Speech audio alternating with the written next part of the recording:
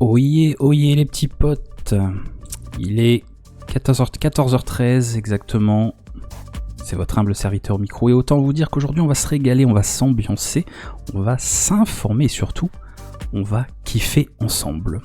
Au programme de cette session de folie, attache ta ceinture, chausse ton casque et prépare-toi à une tempête de bonnes vibes. D'abord, nous allons parler de l'actu brûlante de World of Warcraft, parce que oui, mesdames et messieurs, Blizzard a enfin exaucé les prières des joueurs. Le housing arrive. Fini de squatter l'auberge de Forgefer ou le coin d'une taverne à Orgrimmar. Il est temps d'avoir son propre chez-soi dans Azeroth. Je vais tout vous dire comment ça va marcher, ce qu'on sait déjà et surtout ce qu'on espère voir débarquer dans le jeu. Parce que si on peut pas foutre une tête de murloc empaillée au-dessus de la cheminée, franchement, est-ce vraiment du housing ? Ensuite, on enchaîne sur la reprise tant attendue de Death Stranding, parce que oui, la Kojima Production nous appelle. Je remets mon sac à dos XXL, j'enfile mes chaussures de rando et je repars livrer des colis dans des décors à couper le souffle avec Norman Reedus, aka le postier de l'extrême, ou le ramasseur de champignons pour les intimes. Est-ce que je vais encore me ramasser la tronche en pleine montagne ? Est-ce que je vais perdre un chargement hyper précieux à cause d'une rivière un peu trop agitée ? Réponse en direct et je vous promets, ça va être du grand spectacle. Et toi mon petit pote qui m'écoute, t'en penses quoi ? Est-ce que t'es hype par le housing de WoW ? T'as déjà poncé Death Stranding ou t'attends encore le déclic pour t'y plonger ? Balance ton avis dans le chat, viens discuter, surtout installe-toi bien parce qu'on est ensemble jusqu'au bout. Allez, on monte le son, j'arrive tout de suite, le petit café et on est prêt.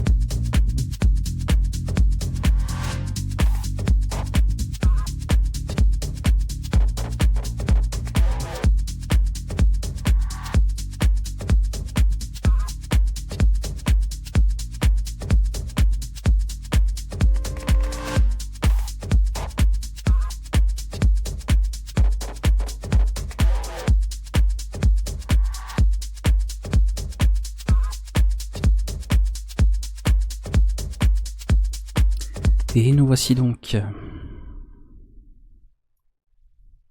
On va baisser la musique. Hop. Comment ça va? Changement d'écran. Tac.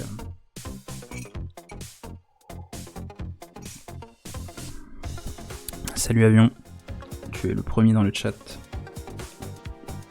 The first.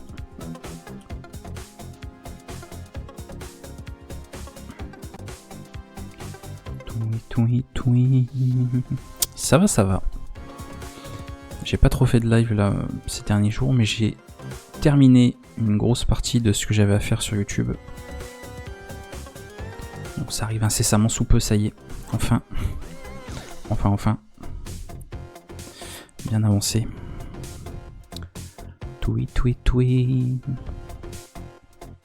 Donc aujourd'hui, bon, on va reprendre la suite de Death Stranding, mais avant ça, je voulais parler un petit peu de quelques actus autour de World of Warcraft, avec notamment l'arrivée des maisons, puisque ça fait juste 20 ans depuis que le jeu existe, que les gens rêvent d'avoir ça. Et ça y est, ça arrive bientôt. Dans quelques mois. Là j'ai 2 articles, on va faire un peu on va regarder un petit peu tout ça. Et après on fera la suite de Death Stranding. Toui. Je dis que j'aurais bien un peu plus calme. Si possible.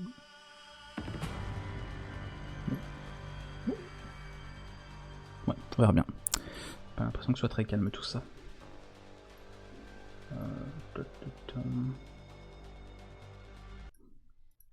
pense qu'on va juste faire ça et on va changer.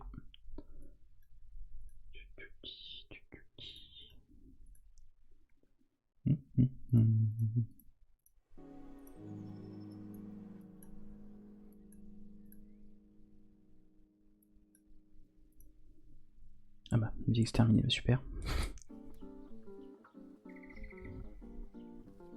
Voilà, ça va être mieux.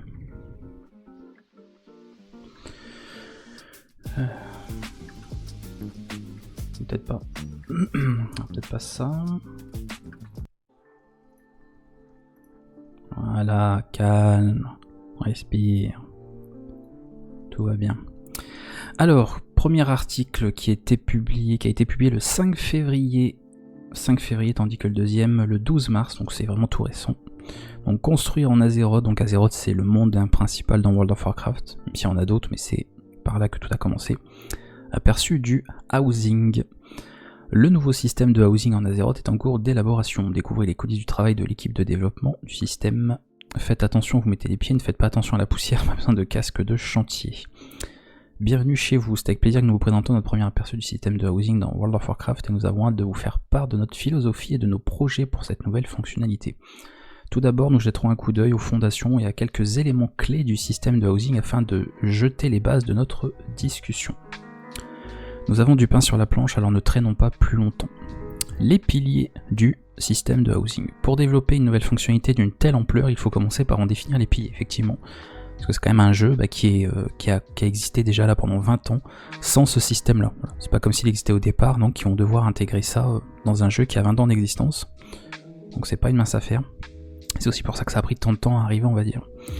Ils permettent à l'équipe de développement de se mettre d'accord avant de commencer l'élaboration et servent de guide lors de la prise de décision et de l'identification des priorités. Ces piliers couvrent par nature un vaste éventail de points, mais ils ne sont pas pour autant exhaustifs. Ce n'est pas parce qu'un élément n'est pas mentionné dans un des piliers qu'il n'est pas important, ou qu'il ne fait pas, ou ne fera pas en tout cas partie de la fonctionnalité.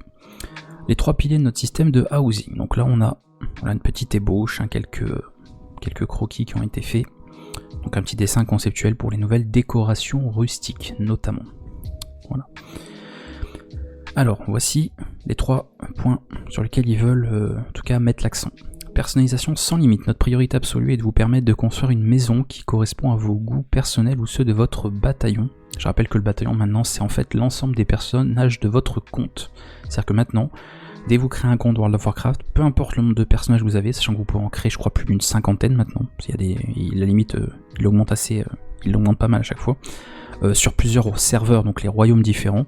Même si vous êtes sur des serveurs différents, tous vos personnages maintenant font partie d'un même bataillon, donc peuvent avoir une progression qui est unifiée, notamment les points de réputation, etc. Donc ce qui peut par exemple vous permettre de passer certaines campagnes que vous avez déjà faites, ou de ne pas avoir remonté d'une réputation que vous avez en fait fait progresser pendant 6 mois non-stop sur un perso, et de pas d'avoir obligatoirement à le refaire sur tous les personnages que vous voudriez jouer.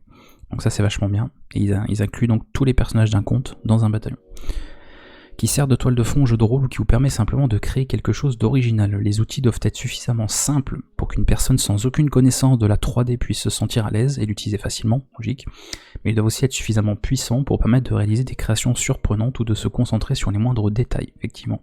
On veut pas un truc trop simpliste, on poserait juste 2-3 petits trucs et puis terminé. On veut justement pouvoir personnaliser au maximum, quoi. Les possibilités de décoration couvrent non seulement les différentes cultures d'Azeroth, mais aussi les nombreuses extensions. Donc ça, si ceux qui connaissent le jeu, en tout cas vous savez, on a donc différentes races, des humains, des orques, des elfes, des gobelins, des gnomes, des nains, etc. Et c'est vrai que chacun a sa propre culture, a ses propres habitations, on reconnaît un certain style, les elfes c'est très dans des tons violets avec beaucoup de végétation, des fleurs, etc. C'est très féerique, voilà, on a l'impression un petit peu qu'on est dans une forêt avec des fées, là où le nain c'est c'est de la pierre, c'est du métal, c'est de l'or, voilà, c'est des choses comme ça. L'humain c'est très rustique, donc il y a beaucoup de bois, voilà, donc ça ressemblerait plus à quelque chose comme ça, quoique dans là c'est plus orc en fait, puisqu'on voit les colonnes, etc., avec les pics partout, les têtes de mort, etc. Donc là, bon, voilà, on a l'exemple de l'orque, hein, donc ça fait très chasseur pour le coup, barbare, ce genre de choses, et ainsi de suite. Voilà, les gobelins, vous avez remarqué, on l'a vu sur mon live dernièrement, là c'est très steampunk, hein, donc c'est la ville, tout ce qui est pollution, genre de choses, voilà, ils ont un environnement bien à eux, et ainsi de suite. Voilà, il y a plein de choses, les elfes du vide, on peut imaginer un petit peu leur environnement, comme ils sont dans les ombres, etc., ça peut être très sympa. Donc ça peut laisser libre cours à beaucoup de choses. Et ils veulent bien sûr, à terme, ça va pas se faire bien sûr tout début, que les possibilités de décoration couvrent vraiment un petit peu tout. Donc si vous aimez tout ce qui est décoration humaine, aspect humain, les maisons que vous voyez dans le jeu chez les humains, vous pourrez à terme créer votre maison dans ce style-là. Et si au contraire vous préférez plus ce qui ressemble aux elfes de la nuit, eh bien vous aurez également ce genre de style, et ainsi de suite. Profondément social, c'est le deuxième pilier. World of Warcraft est plus amusant à plusieurs et le système de housing ne devrait pas faire exception. Bien qu'il soit possible de profiter du housing en solo, voilà, si vous avez envie d'avoir votre maison pour vous tout seul, de faire un petit truc dans votre coin, ce système est conçu pour encourager l'interaction, le jeu et la progression avec vos proches, les personnes de votre voisinage, on va en reparler, votre guilde et la communauté au sens large. Et le troisième point, une aventure sur le long terme. Le système de housing est conçu comme un ajout permanent au jeu. Sous-entendez, c'est pas on va mettre ce système lors de la prochaine extension, et puis l'extension suivante, terminée, on fait plus rien, voilà, c'est comme si c'était juste une petite fonctionnalité apportée avec une extension, et puis hop, ça s'arrête à la fin de la prochaine extension. Non. C'est comme pour tout le reste, hein, comme le fait qu'il y ait eu des donjons, le fait qu'il y ait eu, par exemple, d'autres systèmes qui sont arrivés sur le jeu, ils vont le démarrer à un moment donné, l'intégrer au jeu, et ensuite ça va évoluer, comme si en fait c'était là depuis toujours, et ils vont pouvoir comme ça intégrer plein de nouvelles choses, plein de décorations, etc. Et donc ça va accompagner le jeu en fait sur toutes les années à venir. Donc ce système il aura sa propre feuille de route, qui s'étend sur plusieurs mises à jour et sur les futures extensions. Donc c'est exactement ce que je viens de dire. Le système de housing n'a pas vraiment de fin. Nous le mettrons à jour constamment, qu'il s'agisse de nouveaux contenus ou de nouveaux systèmes. Il s'agit d'un engagement à long terme pour nous, l'équipe de développement, et nous voulons récompenser les joueurs et joueuses tout au long du processus. Autre remarque importante, même si ce pilier n'est pas explicitement défini, notre objectif est d'attirer le plus de joueurs et joueuses possible. Nous souhaitons que la plupart désirent une maison en Azeroth et que toutes et tous puissent en obtenir une. En outre, le système de housing est conçu pour s'adapter à votre niveau d'intérêt. Si vous voulez passer des dizaines d'heures par semaine chez vous, c'est votre choix. Si vous ne voulez y passer qu'une ou deux fois par mois, vous avez le droit aussi. Voilà.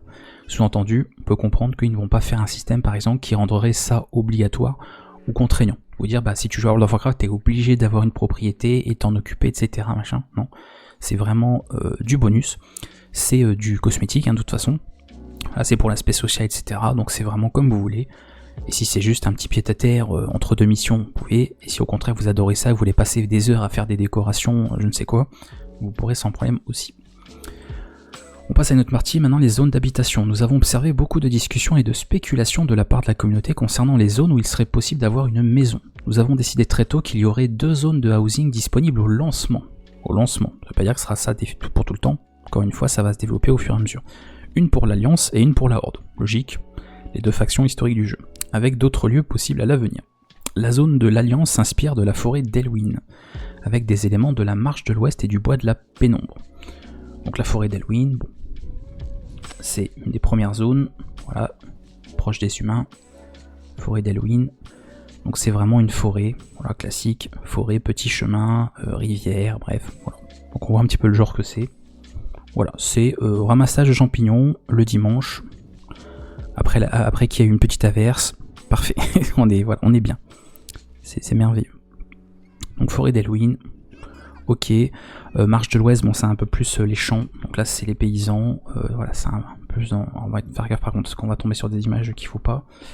Il y a le filtre au cas où, ouais, on sait jamais, hein. Voilà.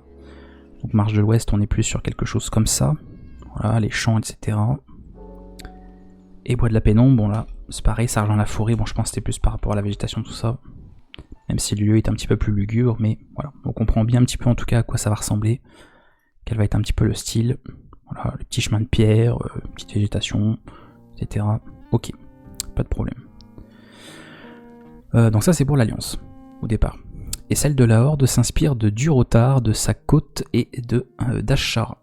Donc évidemment, si vous connaissez Durotar, pareil, zone de départ notamment des orques. Donc Durotar, c'est ceci pour la Horde. Voilà.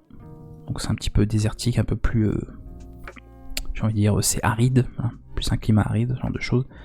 Et Ashara, la zone, pareil, ça ressemble un petit peu, voilà, on a quelque chose un petit peu dans ces tons là. Donc déjà ça annonce un petit peu la couleur, j'ai envie de dire, sur le style, en fonction de ce qu'on a au niveau des endroits. Donc on devrait s'installer à ça. Par contre ce qui est étrange, c'est qu'ils disent la zone de l'Alliance s'inspire de la forêt d'Elwyn. Ils disent pas que la première zone où pourront s'installer les gens de l'Alliance s'installeront dans la forêt d'Elwyn. Donc c'est ça pour le moment qui reste un petit peu le mystère, c'est est-ce qu'ils vont permettre de s'installer dans des zones déjà existantes ou est-ce qu'ils vont révéler de nouvelles zones, ce qui sera assez d'ailleurs bizarre. Je pense plus quand même pour la première option, on va pouvoir au contraire avoir des cantons, là, des zones pour pouvoir s'installer sur des zones existantes, que vu déjà l'immensité du nombre de zones qui existent dans le jeu, ce serait bizarre de créer des zones spécialement pour ça, alors qu'on peut être intégré dedans. Mais c'est vrai que le fait qu'ils disent que ça s'inspire sans forcément dire bah, ce sera la forêt d'Elwyn et ce sera là, je sais pas trop comment ça va se passer. Donc on verra bien. Cette décision est motivée par 2 raisons principales. Le fait d'avoir de nombreuses zones d'habitation est en contradiction avec le deuxième pilier de la conception d'un système profondément social. Dans un monde avec autant de zones différentes, les joueuses et joueurs sont de plus en plus dispersés, et même avec un sharding agressif, donc un système en fait qui permet par exemple de fusionner les joueurs pour qu'ils se voient même s'ils sont sur des serveurs différents, ce genre de choses, les chances de voir d'autres personnes et d'interagir avec elles diminuent rapidement, forcément. Je pense que si vous jouez à des MMORPG, vous avez remarqué que plus il y a de zones dans le jeu, plus le monde du jeu est grand, et plus il devient forcément moins probable de croiser des joueurs. Vous allez croiser des joueurs sur les zones de départ, pour ceux qui commencent, vous allez croiser des joueurs dans les capitales. Par contre, il y a souvent des zones un peu vides, parce que les gens sont pas forcément là à cet endroit au moment, et s'il se passe pas forcément d'événements ou qu'il y a juste quelques petites quêtes à faire à un moment donné, il y a quand même moins de chances de croiser des gens à ces endroits que de croiser des gens dans des capitales par exemple. Donc, bien sûr, ça c'est le cas dans tous les MMO, et c'est bien sûr pareil sur World of Warcraft.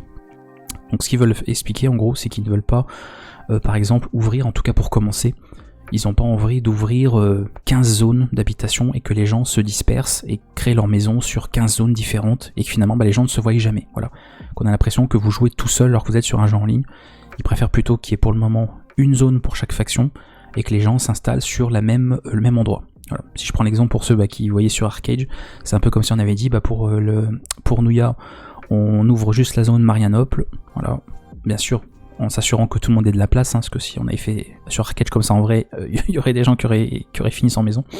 Et puis pour Arania, on aurait ouvert Cap Solis par exemple, je sais pas, et ça aurait marché aussi, quoi. Voilà, pour éviter la dispersion. Pour faire simple, les zones représentent beaucoup de travail, nous préférons de loin nous concentrer sur quelques zones. Voilà, donc ils n'ont pas dit une ou deux, ils ont dit quelle déjà, et faire du bon travail plutôt que de multiplier les zones et faire un travail médiocre, ou de sortir du monde vers une instance personnelle d'une zone. Donc c'est vrai que ce qu'ils préfèrent visiblement de ce qu'ils disent, c'est que on préfère que ce soit intégré dans l'environnement du jeu, plutôt que par exemple ça vous téléporte dans un endroit instancié, on sait pas quoi, comme dans un donjon, et que vous soyez finalement tout seul. alors que un des piliers qu'ils ont annoncé au début, c'était que ce soit social. Donc le fait par exemple que vous puissiez inviter des gens dans votre maison, aller dans la maison des autres, visiter, etc., qu'il y ait vraiment des interactions entre les joueurs. Donc effectivement, si les gens sont chacun à l'autre bout de la planète, ça va être plus compliqué d'être voisins. Un petit peu logique. Ok, voilà. Donc c'est pour ça qu'au début, ils préfèrent se concentrer avec moins de zones, mais faire ça bien. Et après, de toute façon, comme c'est une fonctionnalité qui va exister ensuite tout le long, voilà, dans 5 ans, ça aura encore évolué. Dans 10 ans, si le jeu existe encore, ça aura encore évolué. Donc ils pourront s'amuser à agrandir un petit peu tout ça. Et avoir notamment les retours des joueurs pour voir ce qui peut être amélioré, changé, etc. Voilà. Voilà, ok. Nous les avons choisis comme point de départ car elles sont emblématiques pour leurs factions respectives et beaucoup d'entre vous s'y sentent déjà chez eux. Effectivement, si vous jouez à World of Warcraft, notamment ceux qui font du RP, la quasi-totalité des gens qui font du RP par exemple sur World of Warcraft, donc du jeu de rôle, hein, qui incarnent un personnage, ils restent généralement un petit peu autour de la forêt d'Halloween et Hurlevent, donc la capitale Alliance. Et pour la Horde, ils restent au niveau du Rotar et bien sûr autour de Orgrimmar qui est la capitale de la Horde. Voilà. Nous avons hâte de voir ce que nous pourrons accomplir avec ces deux zones et nous vous en dirons plus dans les prochaines mises à jour. Donc, cela est acté. Pour commencer, il y aura une zone Alliance, une zone Horde pour le lancement du système de housing.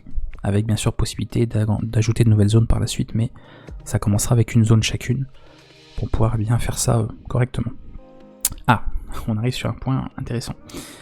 Encore plus d'ailleurs que ce que c'était déjà. Décorer votre maison, bien sûr.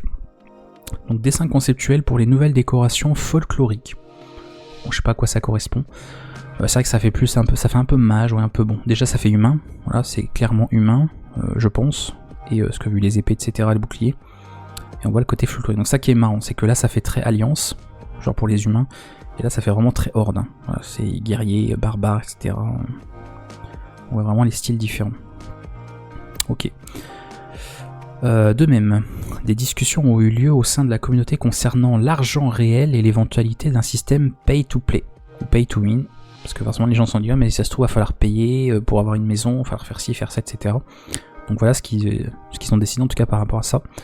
Nous avons été très clairs dans nos discussions en interne, le système de housing est conçu pour être axé sur les joueurs et joueuses et non sur l'argent. Le système de housing mettra à disposition des centaines de décorations et de personnalisation via des récompenses en jeu, mais proposera également un plus petit nombre d'objets dans la boutique en ligne. Ça pour moi ça me surprend pas. Si vous imaginez s'il y a 300 décorations, le fait qu'il y en ait quelques 10 ou 20 en boutique et que tout le reste soit obtenable en jeu, en plus maintenant il y a le système de comptoir, et le système de comptoir si vous connaissez pas, en fait c'est un système qu'ils ont mis en place où vous avez de la monnaie tous les mois quand vous êtes abonné, qu'on vous envoie gratuitement, voilà, c'est compris dans votre abonnement en fait, tout simplement. Vous pouvez dépenser cette monnaie dans le comptoir, les objets tournent tous les mois, et ce qu'il arrive maintenant de faire, c'est nouveau, c'est que des objets qui étaient en boutique, donc obtenables avec de l'argent réel, parfois se retrouvent dans le comptoir, et inversement. Des objets qui ont été mis dans le comptoir finissent un moment dans la boutique, pendant une durée limitée, et ils font ça comme ça, voilà, ça tourne un petit peu les différents objets. Donc ce qui veut dire qu'à terme, même si vous voulez pas acheter avec de l'argent réel des objets, vous attendez quelques mois ou quelques années sur les objets, et ils finissent à un moment donné par arriver sur le comptoir, et donc ça vous permet de les obtenir avec de la monnaie en jeu finalement, et non pas de l'argent réel. Et ça n'existait pas avant. Donc avant, il y avait des objets, ils étaient que sur la boutique, et si tu payais pas avec de l'argent réel, tu ne pouvais jamais obtenir ces objets, parce qu'ils étaient uniquement que sur la boutique, et en plus à durée limitée, hein, ils y restaient pas indéfiniment.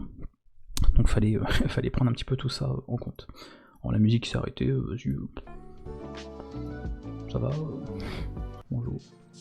Si je t'emmerde. Très bien. Très bien, très bien. Donc ça, bon, moi ça m'étonne pas. Ok, qu'il y en a un petit peu sur la boutique.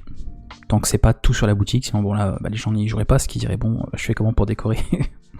Donc ça, bon, tous les MMO c'est comme ça, dès qu'il y a housing, tout n'est pas accessible directement gratuit dans le jeu. Il y a aussi une partie qui peut être sur la boutique, donc c'est pas surprenant. Ok. On continue. Il est comparable à la façon dont les transmos, alors les transmos c'est les apparences, hein. Vous savez quand le fait par exemple d'appliquer une apparence sur un objet, genre une apparence d'épée sur celle qu'on a, donc ça change l'apparence de l'objet mais ça garde les statistiques, voilà. On appelle ce système la transmogrification sur World of Warcraft, ou alors on abrège en transmo, donc c'est ça. Et les mascottes, donc les familiers, sont actuellement gérés en jeu et en boutique, et effectivement voilà, on va dire tout le contenu cosmétique dans World of Warcraft, c'est comme dans tous les MMO. Vous en avez une partie qui est obtenue en faisant des quêtes, d'autres en réalisant des hauts faits, d'autres en faisant des donjons, en tuant des boss, etc. Il y en a une partie maintenant sur le comptoir, et il y en a une partie sur la boutique. Voilà, donc, mais si on fait le ratio entre ce qui est disponible dans le jeu en jouant et ce qui est disponible avec de l'argent réel, on doit être à 99% de trucs dans le jeu et 1% de choses en boutique. Sachant qu'aujourd'hui, comme je vous l'ai dit, maintenant, le 1% qui est en boutique, par moment, finit dans le comptoir, donc accessible avec la monnaie du jeu. Voilà, donc il y a plein d'objets qui étaient sur la boutique, que j'ai pas acheté, et que j'ai obtenus dans le jeu parce qu'ils sont arrivés sur le comptoir. Donc ça fait plaisir, quand on collectionne, c'est cool. Ok. Donc nous voulons vous offrir autant d'options que possible pour créer la maison de vos rêves en Azeroth. Un foyer pour tout le monde. Dans le cadre de notre objectif d'adoption à grande échelle, nous voulions nous assurer que le système de housing soit accessible à tous. Si vous voulez une maison, vous pouvez en avoir une. Pas de conditions exorbitantes ou de coûts d'achat élevés, pas de loterie, pas d'entretien onéreux. Donc ça c'est très très très apprécié, puisque je vais le dire lentement. Si votre abonnement expire, ne vous inquiétez pas, vous gardez votre maison. Voilà. Parce qu'il y a des fois des gens qui font une petite pause dans leur abonnement parce qu'ils ont fait un peu le tour, ou même simplement, c'est pas un oubli, un accident, t'as oublié de te réabonner, je sais pas quoi. Tu sais qu'il y a pas, voilà, tu vas pas perdre ta propriété parce que mince, ton abonnement il saute. Le fait que tu aies une propriété n'est pas lié au fait que tu sois abonné. Même si de toute façon, pour jouer à World of Warcraft, sur les persos en tout cas qui sont au-dessus du niveau 20, il faut que tu sois abonné, évidemment. Mais ça veut quand même dire que si ton abonnement s'arrête, tu ne perdras pas ce que tu as construit. Donc ça, oui. Voilà. Bon, moi je suis abonné tout le temps, donc je m'en fous, mais il y a des gens pour qui c'est pas forcément le cas, qui seront ravis de savoir ça. Vos maisons sont également communes à votre bataillon, et vos différents personnages, ça c'est important, peuvent y accéder. Votre personnage par exemple de la Horde peut donc accéder à une maison de l'Alliance sans problème. Voilà. Les récompenses de housing sont également communes au bataillon, ce qui vous permet d'utiliser toutes vos décorations, quel que soit le personnage qui les a obtenues. Donc ça c'est comme les apparences d'objets, etc.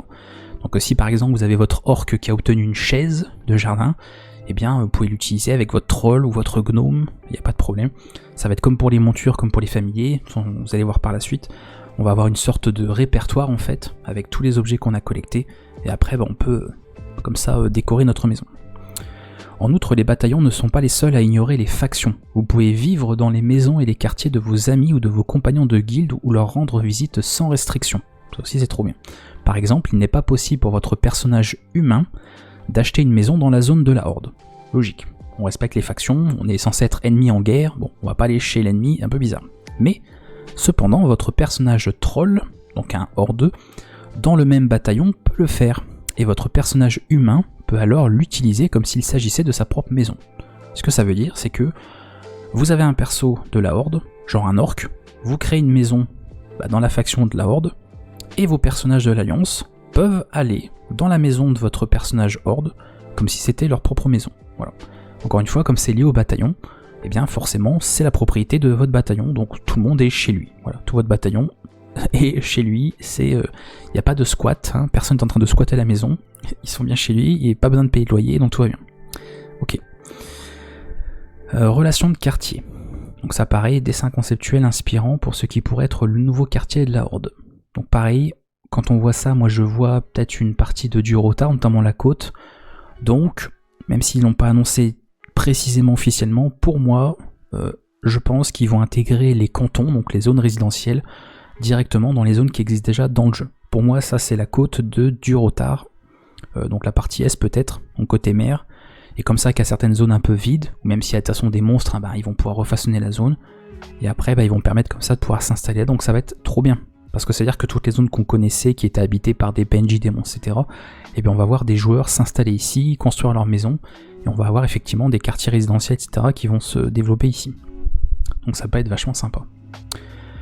Pour finir, nous souhaitons évoquer le concept des quartiers. Ça c'est pareil, c'est très ingénieux, parce que ça n'existe pas dans tous les jeux, hein. Il y a plein de jeux avec du housing qui n'ont pas du tout ce système, et eux ils poussent le truc plus loin. Les maisons sont organisées en une 50aine de quartiers, ce qui permet aux joueurs et joueuses de vivre les uns à côté des autres, de travailler ensemble et de partager les récompenses liées à leur quartier. Voilà, ça on avait eu un petit peu ça sur Arcade avec les communautés. On pouvait aider en fait en faisant de l'agriculture, etc. et ça a en fait participé à l'effort un petit peu de notre communauté, du groupe en fait qu'on avait, de notre quartier, et après on recevait de l'argent en récompense, etc. Donc il y avait un peu ce système, mais ça arrivait beaucoup plus tard. Dans le housing, c'était pour inciter les gens, pas forcément faire les trucs tout seuls pour eux, mais de participer un petit peu au voisinage, on va dire. Les quartiers sont instanciés et ne changent pas. Vos voisins peuvent habiter à côté de chez vous pendant des années, ou jusqu'à ce que l'un d'entre eux déménage. D'accord ? L'un d'entre vous. Il existe 2 types de quartiers. Les quartiers publics, que les serveurs de jeux sont chargés de créer au besoin et d'entretenir. Voilà. Donc visiblement, ils vont faire des quartiers comme ça, tels quels. Et ensuite, des quartiers privés, créés par des groupes de proches, des guildes pour y habiter, les faire progresser et les personnaliser ensemble. Ainsi, tout le monde peut avoir une maison, mais une communauté peut avoir son quartier. Voilà. Donc, ce qui veut dire, si vous jouez tout seul, vous avez votre petite maison dans votre coin, mais si vous jouez avec des amis ou vous jouez même en guilde, les gens peuvent s'installer ensemble. Il n'y aura pas de problème de place, parce que comme c'est instancié, vous allez pouvoir en fait vraiment vous installer comme vous voulez. Donc il n'y a pas de risque de se retrouver sans avoir de place. Donc ça c'est cool. Et vous pourrez comme ça avoir votre propre quartier en disant, voilà, ce coin-là, c'est que les gens de la guilde qui habitent ici. Donc on aura vraiment notre petit quartier perso. Voilà, donc sympa. Sympa. On verra si on peut lui donner un nom, d'ailleurs ça peut être rigolo, mais ok. Il ne s'agit là que d'un premier aperçu du système de housing, il y a encore beaucoup de choses à dire, il y a de détails à aborder, nous attendons avec impatience vos commentaires et vos réactions. Donc ça, c'était le 5 février, ok, ça commence à dater.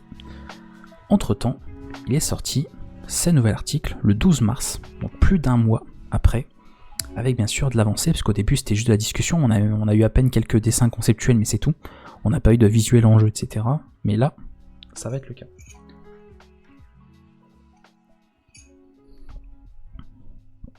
Alors, la beauté d'Azeroth, aperçu de la décoration d'intérieur du système de housing. Dans notre précédent article au sujet du système de housing, nous avons partagé un aperçu général de nos projets et de notre philosophie. Cette fois-ci, nous allons entrer dans le vif du sujet et aborder en détail le sujet des systèmes de décoration. Cela nous permet non seulement de présenter une partie de ce qu'il est possible d'accomplir, mais aussi de répondre à certaines des questions et préoccupations récurrentes, forcément. Vous imaginez bien qu'avec le premier article, beaucoup de gens se sont dit « Oula, mais ils vont faire quoi? Ils vont faire ci, ça ?» Ils ont dû poser plein de questions, dire « Mais est-ce qu'il y aura ça? Est-ce qu'il y aura pas ça ?» Bref. Donc ils ont répondu à pas mal de choses là-dessus. Avertissement préalable, évidemment. Cet article ne concerne que les systèmes de décoration d'intérieur et uniquement dans une seule pièce. Il reste encore de nombreux sujets à aborder en dehors des bases de la décoration, mais nous y reviendrons plus tard. Nous allons vous présenter de nombreux éléments d'interface utilisateur et ressources en cours de développement et utiliser des termes temporaires. Alors veuillez vous concentrer sur l'aspect fonctionnel plutôt que sur les détails concernant l'apparence ou le fonctionnement de certaines choses en particulier. Évidemment, c'est encore en développement, donc faut pas se dire « Ah bah tiens, si ça ressemble à ça, ça va être comme ça à la sortie ». Non, ça peut être temporaire, les décorations aussi, etc. Donc ils sont encore en train de travailler là-dessus. Ok. Retour aux bases. La décoration dispose de 2 modes principaux, un mode basique et un mode avancé. Vous pouvez passer de l'un à l'autre à tout moment lorsque vous décorez en appuyant sur une touche. Donc vous voyez là on rentre dans des trucs concrets là maintenant.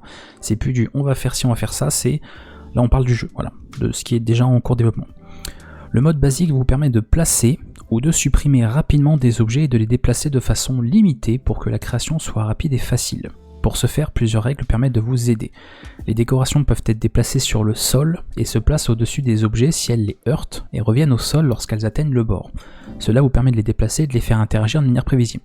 Donc rappelez-vous ce qu'ils avaient dit dans le premier article, ils veulent faire un système qui soit simple pour les gens qui ont un peu de mal avec la 3D, mais ils veulent en même temps un système un peu plus technique pour ceux qui veulent pousser vraiment la personnalisation plus loin. Donc plutôt que de faire le choix de l'un ou l'autre, et forcément que ça aille pas, ils ont dit bon on va faire les 2 modes. On va faire un mode basique pour celui qui sait pas trop décorer, qui connaît pas trop et qui veut faire ça rapidement. Et on va faire un mode avancé pour celui qui veut vraiment positionner les trucs au millimètre près, exactement comme il veut. Voilà. Les décorations pivotent autour d'un axe vertical, avec une rotation s'effectuant par incrémentation de 15 degrés, etc., afin que les objets restent alignés entre eux lorsque vous les faites pivoter. Et voici un premier aperçu, cette fois-ci. Donc très simple, classique, si vous connaissez un peu la 3D ou des logiciels de 3D, ça va pas vous surprendre, mais voilà, en tout cas maintenant, c'est quand même, ça fait 20 ans, voilà, 20 ans qu'on attendait ça, et ça fait, maintenant on l'a, voilà, on a devant les yeux un extrait vidéo de décoration d'intérieur dans World of Warcraft. On pensait peut-être que ça arriverait jamais, et pourtant c'est devenu réalité. Voilà.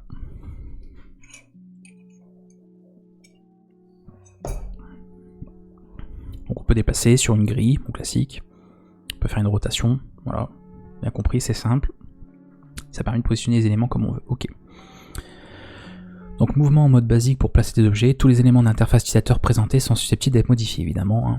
L'interface ici peut changer, les objets, etc., les menus, bref. Comme tout est encore temporaire, rien n'est définitif. Donc les icônes, tout ça, tout pourrait changer à tout moment. Ok. Les décorations se heurtent aux autres éléments décoratifs ainsi qu'au sol, au mur et au plafond. Et vous ne pouvez pas les faire traverser d'autres éléments. Alors ça, attention, on est dans le mode facile.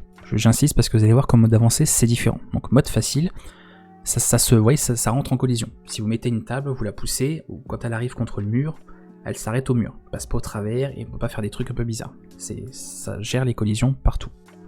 Voilà. Salut Thibaut. Ouais, c'est le mode basique. Ils appellent ça le mode basique pour le moment, mais ce sera ça quoi. Un mode simple. C'est-à-dire qu'il y a des gens qui voulaient faire un système de housing accessible pour les gens qui veulent pas passer trop de temps à décorer, ou soit qui s'y connaissent pas trop, hein, qui ont un peu de mal avec le placement des objets. Voilà, il y a peut-être des gens qui ont des handicaps aussi, je sais pas, qui peuvent avoir des difficultés à faire ça, mais qui veulent le faire. Donc ils ont fait un mode comme ça, et ils ont fait un mode avancé qui lui va permettre de faire du placement vraiment très très très précis, mais on va de toute façon détailler ça après. Voilà. Donc là les décorations se heurtent aux autres éléments, c'est ce que je vous ai dit, hein, le sol, le mur, le plafond et les autres décorations, etc. Vous ne pouvez pas faire traverser d'autres éléments. Vous ne perdrez pas d'objets dans les murs. Les décorations viendront s'aligner avec le sol, le mur ou le plafond selon leur type. Par exemple, un tapis s'alignera avec le sol, tandis qu'un tableau s'alignera avec le mur. Si vous les déplacez dans un coin, elles continueront à s'aligner correctement.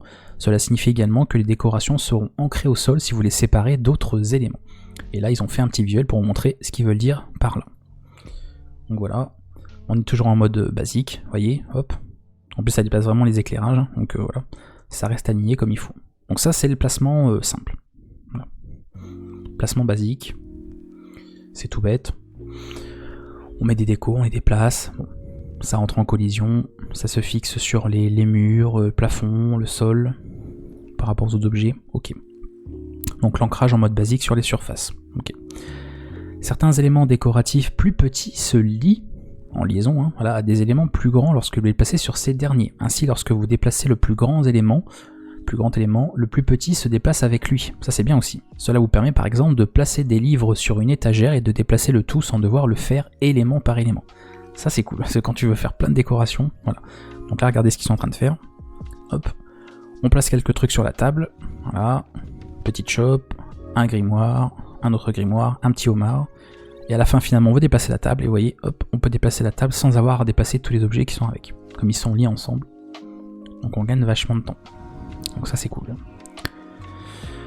Les joueurs et joueuses peuvent afficher une grille et activer l'ancrage, qui place automatiquement les décorations sur les points de la grille, vous permettant d'avoir un espace ordonné et bien rangé. Parce que oui, il y a des gens, ils veulent que tout soit symétrique, ou alors ils veulent que ce soit bien aligné, il ne faut pas que ce soit décalé, donc il y a un système de grille en mode basique, qui permet bien sûr de régler tout ça. De plus, la grille rétrécit lorsque vous placez un élément sur une surface plus petite comme une table. Je ne sais pas si vous l'avez remarqué, effectivement.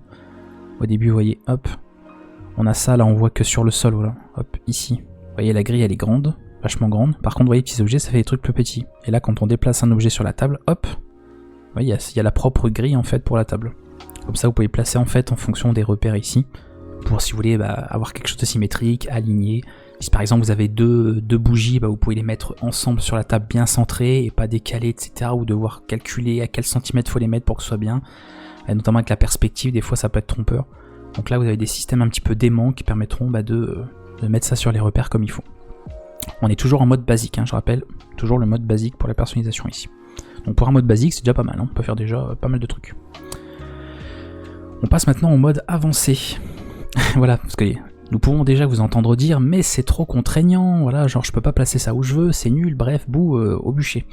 Pas d'inquiétude, passez simplement en mode avancé et profitez de la puissance, la puissance véritable. Le mode avancé désactive de nombreuses règles du mode basique, mais dispose également d'outils supplémentaires. Les décorations ne sont pas contraintes par les collisions en mode avancé. Vous voulez faire passer une chaise à travers le mur, aucun problème. Je rappelle que dans World of Warcraft, il y a de la magie. Donc quand on dit est-ce que c'est normal qu'il y ait une chaise qui traverse un mur? Oui, c'est magique, donc il n'y a pas de problème. Donc voilà en mode avancé, donc vous voyez en plus on a un petit aperçu de ce qui pourrait être le système de collection, hein, comme pour les montures, les familiers, etc. Voilà, on a plein d'objets par catégorie, et vous voyez que déjà là, si on a les objets de base, on voit qu'il y a une bonne petite barre de défilement, mine de rien. Donc il y a l'air d'avoir beaucoup de choses, quoi, qui seront dispo, qui seraient dispo déjà au tout début. Donc voyons ce que ça donne. Voilà, tout simplement. Hop, on passe en mode avancé. Et là maintenant, il n'y a plus de collision, donc c'est comme sur un logiciel de 3D en fait, de modélisation. Voilà, vous voyez, les objets peuvent être mis comme ça au travers, et voilà. Là on a la table dans la cheminée, bon, dans la vraie vie ça pose problème, hein. Si un architecte fait ça, il se prend une tatane, mais bref, voilà. Pas de violence, hein, c'est des vacances. Donc collision en mode avancé. Vous pouvez activer les cardans. Donc les cardans, pour ceux qui font un peu de 3D vous connaissez, ce sont des petites commandes 3D sur les objets qui vous permettent de déplacer les éléments sur les 3 axes. Donc oui, monter, descendre, etc. L'axe en profondeur, etc. L'axe en hauteur. Et bien sûr ensuite pour la rotation. Et notamment de les faire léviter sans avoir à vous plier en 4. Oui, nous sommes dans un monde magique. Donc si on veut faire voler une table, est-ce que ça devrait être interdit? Eh bien non, en mode avancé, on peut faire ça. Hop, on passe en mode avancé. Tac, on affiche les 3, vous voyez, les 3 axes que vous connaissez bien si vous faites de la 3D. Et voilà, on peut faire donc voler une table. Et elle restera, il n'y a pas la gravité qui va la faire retomber. C'est un monde magique, donc si vous avez envie d'avoir une table qui lévite, et manger sur une table qui vole, eh bien vous pourrez manger sur une table qui lévite. Voilà. Et ça c'est pareil, hein, sur du housing, il y a beaucoup de jeux qui permettent absolument pas de faire ça. Hein. Une table c'est censé être au sol, bon, eux il y a de la magie, donc après tout, si tu as envie d'avoir une table flottante, je vois pas pourquoi on t'en priverait. Donc c'est possible. Voilà. Un cardan différent peut également être utilisé pour faire pivoter librement un objet sur n'importe quel axe. Donc là c'est vraiment rotation. Voilà, vous allez voir, regardez, hop, on change l'axe. Et là c'est la foire fouille. Voilà, on pivote comme ça, bon ok. On peut changer, tac, voilà, on penche la table de l'autre côté. Et puis encore l'autre mode. Voilà. Voilà, vous voyez vraiment on peut avoir, là on a vraiment beaucoup moins de limites que le mode facile, hein. Là on peut, voilà. Donc là la table elle flotte et en plus elle traverse. Et je suis même assez sûr que ça reste une table que on peut monter dessus. Voilà, donc c'est à dire qu'après bah, les objets forcément sont des objets physiques. Donc c'est sûr que, parce qu'il y aura, là on voit que le système décoration d'intérieur, mais il va y avoir les extérieurs par la suite. Donc si on peut mettre des meubles ou des trucs comme ça à l'extérieur, il y a des gens qui vont faire des parcours, c'est obligé, on va y avoir des trucs, les gens ils vont mettre des caisses, je sais pas quoi, et puis ils vont faire des parcours je sais pas quoi. Ça va être incroyable, il va y avoir des trucs, je pense, ça va être le housing, il y a des gens ça leur donne plein de bonnes idées, donc ça va être assez fou je pense. Et pour finir, alors ça c'est génial, ça c'est pareil, il y a plein de jeux où ça n'existe pas, mais ça c'est génial, ça j'insiste, c'est génial d'avoir permis ça, parce qu'on est quand même sur un jeu avec des objets en 3D. Donc voici l'autre possibilité qu'il y a en mode avancé. Pour finir, un troisième cardan permet d'agrandir ou de réduire un élément, selon bien sûr quelques limites. Hein. Vous ne pouvez pas non plus avoir une chaise gigantesque qui déborderait sur l'ensemble de la ville, sinon imaginez, Hurlevent écrasé par une chaise un peu bizarre, mais voilà. Vous permettant d'obtenir des objets plus petits ou gigantesques. Voilà, donc par exemple cette table, peut-être qu'elle est trop grande pour un gnome, si vous avez envie de vivre avec un gnome, mais c'est pas grave, hop. On peut rétrécir comme ça les objets. Vous voyez qu'on peut vraiment réduire pas mal. Et après, bon, on peut agrandir. Alors je sais pas s'il est allé au maximum, mais on voit que voilà, on peut s'amuser.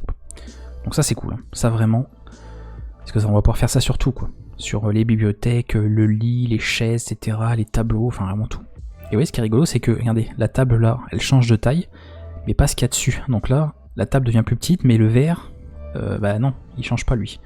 Donc c'est vrai que ça fait une grosse coupe. Sur la toute petite table là. C'est marrant. Voilà. Le mode avancé vous permet de concevoir et d'interagir grâce à des commandes très spécifiques afin de créer tout ce qui vous vient à l'esprit. En interne, le personnel a utilisé ces fonctionnalités pour fabriquer des guirlandes de cheminées à partir de buissons, construire la proue d'un bateau à partir d'un lit ou transformer des seaux de peinture en petites étagères à épices pour leur cuisine. Donc vous voyez ce que je vous disais après, bah, ça donne plein d'idées. Tu peux détourner l'usage de certains objets et fabriquer des trucs pas mal. Il y a des gens qui vont vivre dans un bateau parce qu'en fait ils auront utilisé des meubles en bois. Et comme on peut faire traverser les objets, bah après c'est comme dans les logiciels de 3D, c'est que vous pouvez modéliser ensuite des formes qui n'existent pas. Donc avec je sais pas des cailloux ou autres, on peut faire des éléments, des nouveaux modèles 3D en fait à partir de ça. Donc c'est vraiment, c'est la foire fouille quoi, c'est le bac à sable. Donc c'est pas mal du tout. Donc là on a un exemple, voilà, diverses décorations utilisées dans une pièce. Donc un petit exemple. Visiblement c'était pour Noël, donc voilà.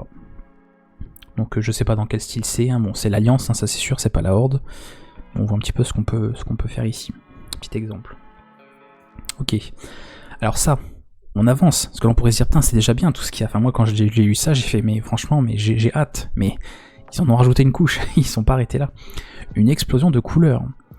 En plus des modes de décoration, nous voulons évoquer d'autres fonctionnalités et choix que nous avons faits car certains d'entre eux sont intéressants et méritent d'être partagés et d'autres répondent directement à certaines des questions que nous avons reçues depuis la publication du premier article. Les joueurs et joueuses peuvent modifier la couleur des nouveaux éléments créés, contrairement aux éléments basés sur l'art existant. Ainsi, si une chaise vous plaît mais que vous préféreriez que le tissu soit bleu au lieu de gris, vous pouvez effectuer cette modification. Mais que faire si le bleu ne se marie pas bien à la teinte du bois ou à la couleur du métal? Eh bien vous pouvez également y remédier. Donc ça mais dans le housing permettre de changer la couleur des objets. Voilà, là vraiment c'est... Oui, voilà. Donc voilà, hop, on change la couleur du lit. Alors bien sûr, comme vous voyez, on peut pas non plus mettre n'importe quoi. Faut que ça reste intégré quand même dans l'univers du jeu, faut pas se retrouver avec un truc avec des couleurs qui n'existent pas, ou d'avoir un vert fluo ou je sais pas quoi. Ça reste ancré dans les couleurs qu'on connaît, mais voilà, on a toute une palette en voit de couleurs différentes, et après comme ça on peut appliquer tout ça. Donc il y a différents styles visiblement, du métal, du bois, etc. On a plusieurs textures, en fonction de ce qu'on veut. Si vous êtes un nain, vous préférez peut-être un lit en métal, c'est possible, en mithril. Donc voilà, on peut changer ça. Donc là il a changé la couverture en vert, et puis finalement, mince, mon tapis il est en bleu, bon bah pas de problème. Hop, on va mettre le tapis en vert aussi, et voilà. Donc ça c'est trop bien, ça c'est vraiment trop bien. J'imagine qu'on pourra faire pareil avec le sol, a priori, tout ça, parce qu'on va pouvoir changer un peu tous les éléments. Donc c'est cool. Ah, pareil, bon là voilà, vous voyez, on en rajoute chaque fois, on se dit putain, c'est trop bien. C'est pas fini. Ils sont allés encore plus loin. Mais ce n'est pas tout. En plus des décorations, vous pouvez personnaliser votre espace avec le papier peint, le plafond et le revêtement de sol. Vous pouvez les mélanger et les assortir pour évoquer différentes cultures et ambiances ou bien créer ce que vous voulez. Vous pouvez aller également plus loin et utiliser des objets de séparation. Donc ça c'est cool, parce que sur Arcade il l'avait fait sur la fin, on avait eu ça. Pour construire des murs là où il n'y en avait pas et ainsi créer des pièces aux intérieurs personnalisés. Donc plutôt que d'avoir juste une maison, pouf, on va pouvoir avoir des murs, des cloisons et on va pouvoir fabriquer des pièces à l'intérieur, donc vraiment faire des chambres, des salons, etc. Ça va être vachement sympa. Donc là on a un exemple, pour le coup on a quelque chose de concret. Voilà, petit exemple de... On voit il en a une grande maison, parce que moi au début quand il parlait des maisons je m'attendais quand même à un truc assez petit. Vous voyez, je me disais bon une maison, oui, quand on voit des maisons sur World of Warcraft, il y a des maisons de fermiers, c'est des petites maisons quoi, c'est pas un château. Ça c'est une maison ça. Voilà. Donc si vous voyez un petit peu tout à l'heure le lit, vous voyez un lit c'est ça, on le voit d'ailleurs, hein, le lit avec sa couverture verte et le tapis, voilà, c'est ce qu'on a vu tout à l'heure qui était là. Voilà. Et bien en fait ils sont là en tout petit. Donc ils sont dans cette pièce. Donc la maison en fait c'est ça. C'est tout ça. Et ils ont mis voilà des murs, des cloisons, etc. pour faire des pièces. Donc l'entrée elle est là j'imagine. Et on a ici toute cette pièce, toute cette partie-là dépendante, etc. Donc c'est très grand en fait, je m'attendais vraiment pas à un truc comme ça. C'est très grand. Et en plus ils ont mis un système magique aussi par rapport à ça qui est vachement bien pensé. Qu'ils font détailler après. Donc trop bien, vraiment quand j'ai vu ça... J'ai l'idée vraiment de voir qu'en fait ouais ça c'était la... Nous voilà on pensait que c'était genre ça. Qu'une maison ça allait être une pièce comme ça quoi, ou une pièce comme ça éventuellement. Non. C'est ça une maison. Après tu peux faire plein de pièces dedans quoi. Ok. Donc, voilà pour ça. Oui, hop. Donc on a ça. Donc vue aérienne d'une maison bien sûr. En parlant de mélanger et d'assortir, nous avons reçu beaucoup de questions au sujet de ce qui serait autorisé en termes de décoration. À l'intérieur de votre maison, vous pouvez décorer comme bon vous semble. Alors si vous voulez du papier peint elfe de sang avec un toit en pierre et un plancher en bois, n'hésitez pas. Donc sous-entendu, vous pouvez mélanger les différents styles au niveau des décos, bien sûr. Si vous avez récupéré une décoration qu'on voit généralement chez les elfes de sang, eh bien si vous jouez un humain, il n'y a rien qui vous empêche de mettre une décoration d'elfe de sang dans une maison humaine. Voilà. Il n'y a aucun problème, c'est du housing, donc vous voyez un autre exemple avec un petit bar, etc., des tonneaux, voilà. Donc là ils ont vraiment mélangé plein de styles, hein. C'est très bizarre, mais ils ont mélangé plein de trucs différents. Parce que ça c'est plutôt nain, ça bon on a des parties humaines, on a des objets effectivement des elfes de sang, bref, on voit qu'il y a des mélanges, voilà, différents mélanges.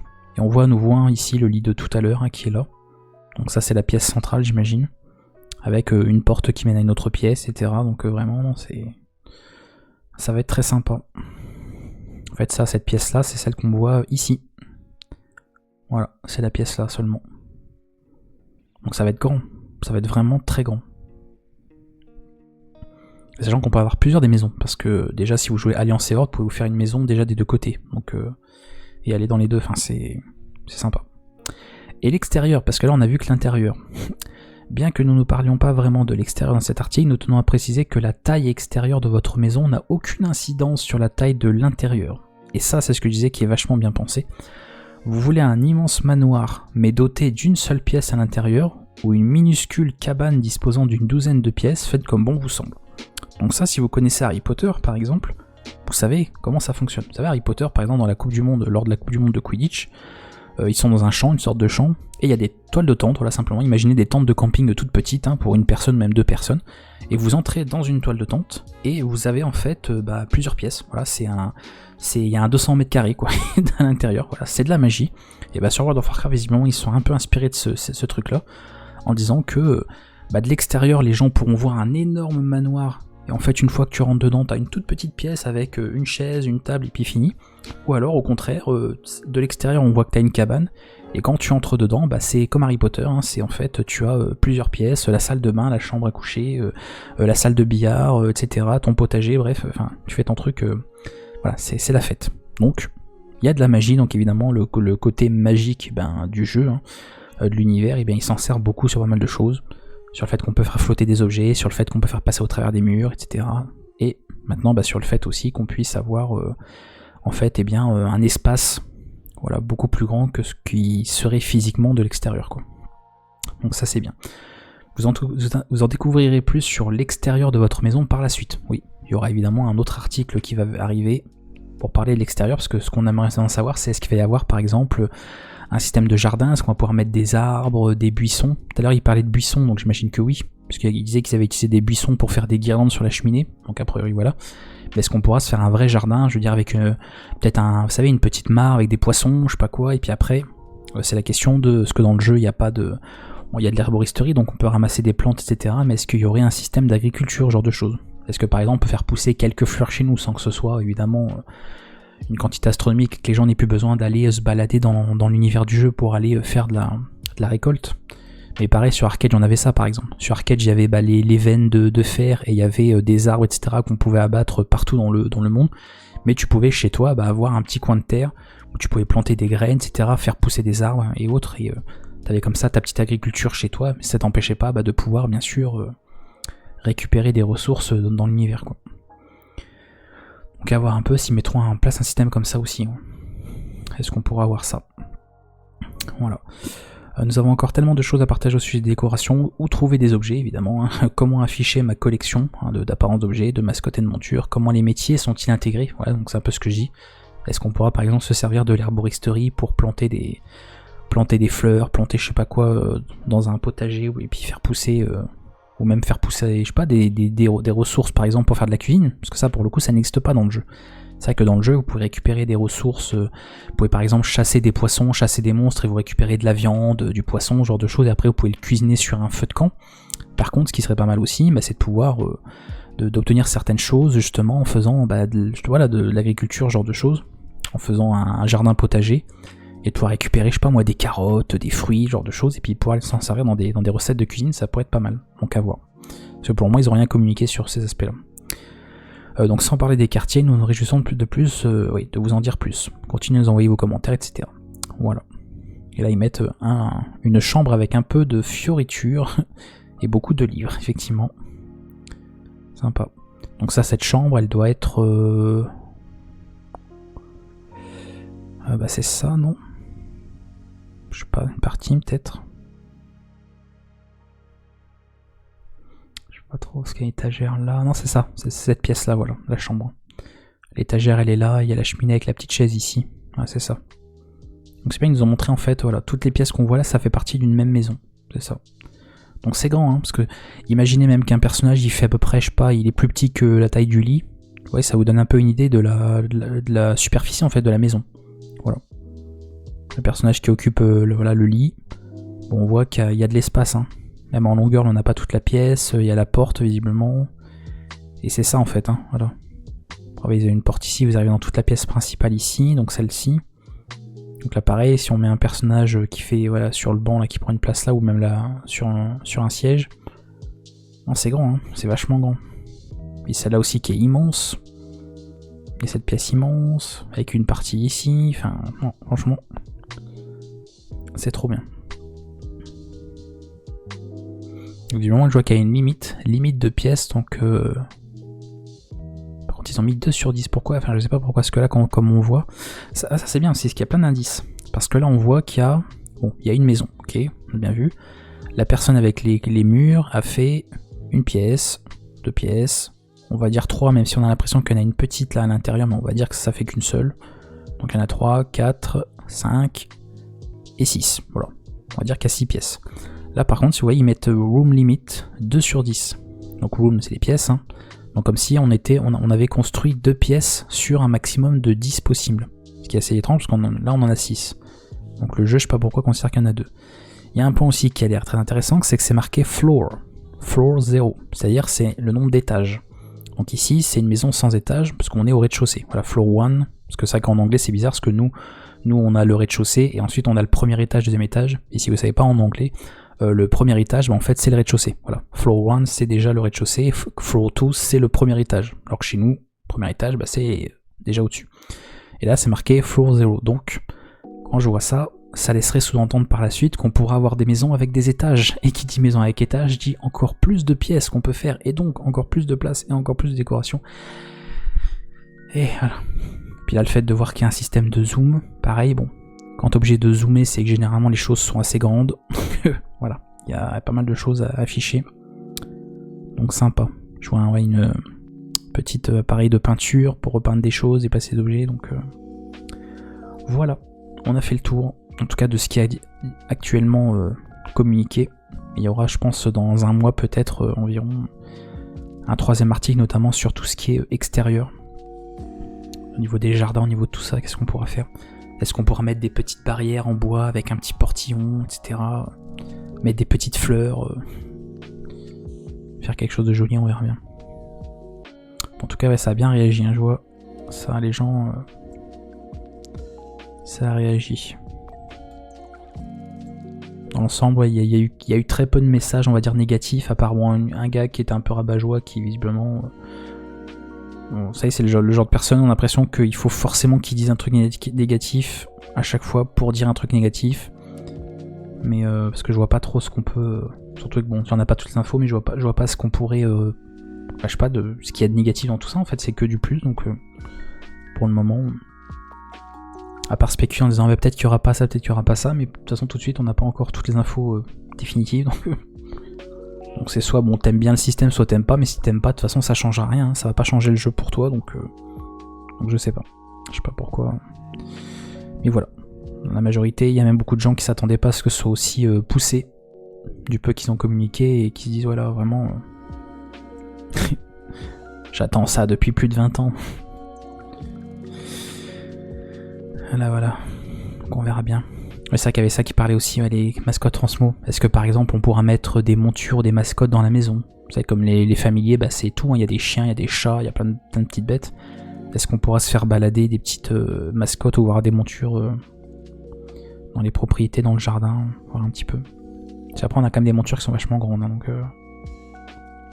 Qu'en est-il du jardin? Un jardin où on pourrait faire pousser des fleurs. Voilà. C'est beaucoup plus abouti et flexible que ce que je m'y attendais. Effectivement. Ouais. Après, quelqu'un disait, ouais, seule critique que je ferai, c'est l'annonce que ça sera lancé avec que les thèmes de maisons humains et orques. Mais ça, oui, logique, ils ont dit commencer par ça, mais la personne n'a pas dû lire le premier article, puisque ils n'ont pas dit que ce serait que ça. Ils ont bien dit qu'il y aura tout le reste à la suite.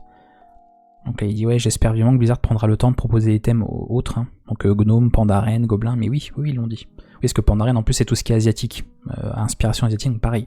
Moi, j'ai hâte, mélanger des trucs elfes, pandaren, ça peut être sympa. Les réprouvés, c'est les morts vivants, donc pareil, hein, c'est tout ce qui est très lugubre, donc ça peut être cool aussi pour ceux qui aiment bien ces ambiances.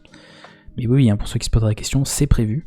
Ils ont juste dit, bah, il faut bien commencer par quelque chose, et plutôt que de faire tout en même temps et que ce soit n'importe quoi, bah, on commence par les deux cultures, hein, les deux races historiques de World of Warcraft, c'est-à-dire, enfin même de Warcraft tout court, c'est-à-dire les humains et les orques, puisque je rappelle que le premier jeu s'appelait Orc vs Human, versus Humans.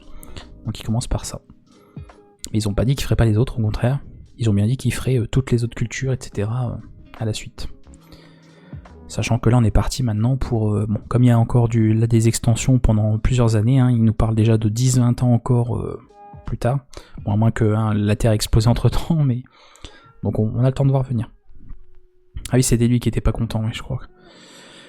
Je crois que c'est ça, ouais. Le fait qu'ils séparent spécifiquement l'intérieur et l'extérieur montre qu'ils ont totalement raté le propos du housing, comme je le craignais. 3 petits points. J'attends quand même de voir ce qu'ils ont à dire sur l'extérieur, mais s'ils ne laissent pas une liberté créative en termes de construction, c'est déjà un échec. 3 petits points. Alors qu'ils ont encore rien dit, de toute façon, par rapport à ça. Surtout que je vous ai lu l'article, hein, ils ont parlé de l'intérieur, ils ont dit que l'extérieur, il y allait avoir tout un système pareil, donc c'est pas séparé, en fait, c'est juste que... bah, c'est comme dans la vraie vie, en fait, hein, vous avez l'extérieur de votre maison, si vous avez une maison, et quand vous entrez dans la maison, vous êtes à l'intérieur. Donc quand vous êtes à l'intérieur de votre maison, vous n'êtes pas dans votre jardin, c'est logique. Si tu mets une chaise dans ton salon, t'es pas en train de mettre une chaise dans ton jardin. Je sais pas, donc... Mais ça, ils ont jamais dit que on va pouvoir décorer l'intérieur, et puis à l'extérieur, on pourra rien décorer, non. Ils ont pas encore fait de toute façon d'article sur l'extérieur.